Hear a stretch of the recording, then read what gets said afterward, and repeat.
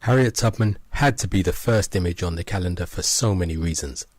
But the main reason is because she's the first name of the same old names we are fed every Black History Month if you're in the UK. And why? Because she's considered to be relatively safe. As far as Harriet Tubman is concerned, shame on all of us, because we could have figured out some semblance of the truth if we took a moment to really look at the story. And what is that story?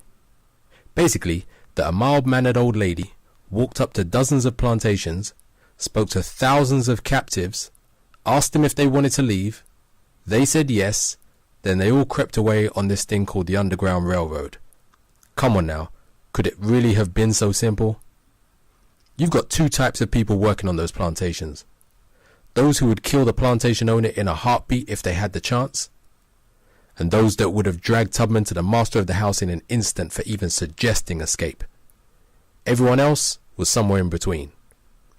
Even Tubman said, "I freed 1,000 slaves. I could have freed thousands more if they had known they were slaves." So how did she deal with those guys? Tubman was known to have held a gun to the head of any dissenters, letting them know that they were either leaving with the rest of them or that they would die by her hand, as the Underground Railroad would not and could not be betrayed. That's why she's dressed like the gunslinger.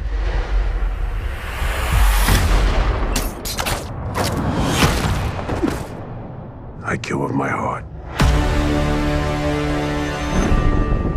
The other huge issue was the children. How do you travel hundreds of miles with children and keep them quiet for the entire journey to ensure that nobody got caught? Opium.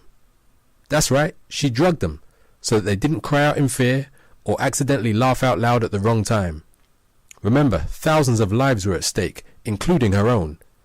It's believed that over 100,000 men, women and children escaped captivity on the Underground Railroad.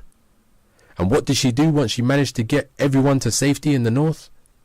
She went back and did it again, around 20 times. How hardcore was that? Harriet Tubman, real life superhero.